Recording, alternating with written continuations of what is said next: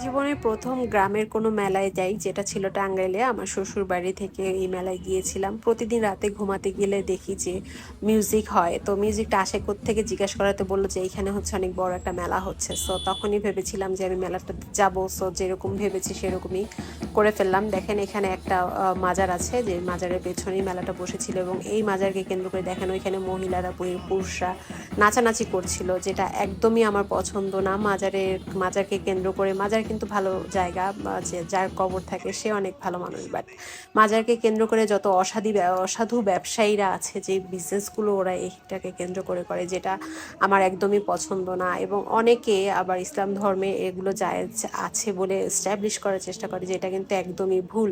এবং অনেক মুভিতে দেখায় যে ইসলাম ধর্ম মানেই হচ্ছে মাজার, মুভিতে এ ধরনের দেখায়, বাট এটার সাথে কিন্তু ইসলাম ধর্মের কোনো মিল নাই। মানে এটা দিয়ে যারা ইসলাম ধর্মকে পরিমাপ করে, তারা কিন্তু আসলে আমার ইসলাম ধর্মের মানটাও ক্ষুণ্ণ হয়। সো আমি চাবো যে আমার ফলোয়ার্স যারা আছেন বা আমার এই ভিডিওটা যারা দেখছেন, প্লিজ আপনারা এই ধরনের ভুলগুলো করবেন না। মাজারকে মানে মাজারের পূজাটা করবেন না ইসলাম ধর্মে বা মুসলমান ধর্মের হওয়া সত্ত্বেও আপনারা এ ধরনের কাজগুলো করবেন না। যাই হোক, এখানে দেখেন যে অনেক ধরনের খাবার দেখা যাচ্ছে। গ্রামীণ পরিবেশের মেলা বলতে যেটা বোঝায় এটা হচ্ছে সেটাই।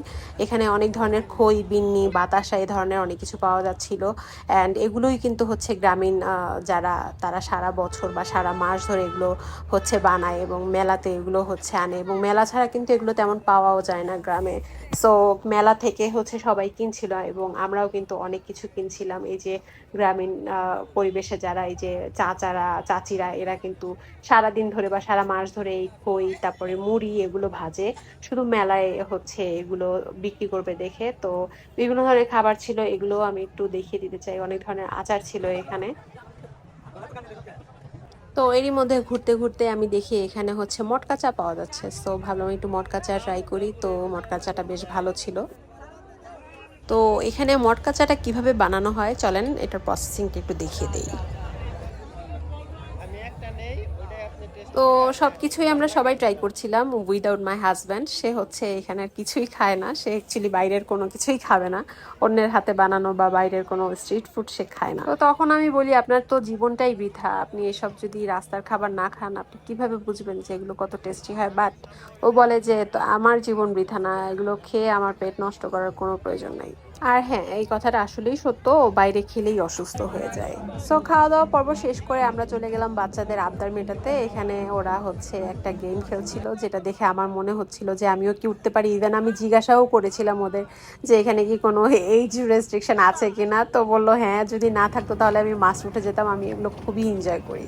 আর গ্রামীণ মেলার সবচেয়ে বড় বৈশিষ্ট্য হচ্ছে নাগরদোলা, যেটা এখানেও ছিল। আর দেখলাম এখানে তারি বিক্রি হচ্ছে। তো উনি কি বলে তারি সম্পর্কে, চলেন শোনা যাক। এটা 2 দিন পচাইলে তারি হয়ে যায়, খাইলে নেশা হবে। হ্যাঁ বলেন। সো উনি ক্যামেরার সামনে বলতে নারাজ যে এগুলো খেলে নেশা হয় কিনা। বাই দ্য ওয়ে, আমাদের বুঝে নিতে হবে। তো এখানে হচ্ছে পেঁয়াজু ভাত ছিল।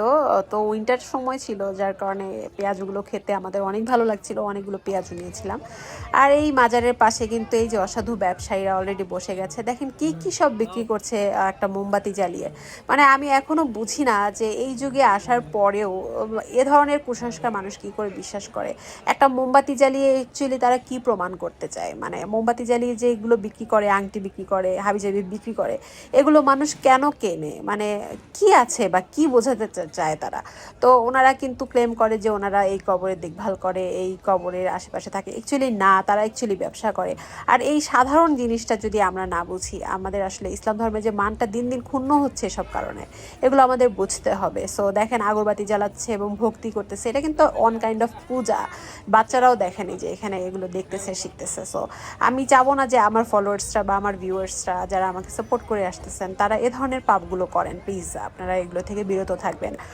তো মাজারটা যার নামে, তার নামটা আমি দেখিয়ে দিচ্ছি। ওনারা আসলে ভালো মানুষ, ইসলাম ধর্মের জন্য ওনারা কাজ করে গেছেন, বাট ওনাদের কবরকে কেন্দ্র করে বিজনেস চলে, আর কি বলবো, দুঃখের কথা।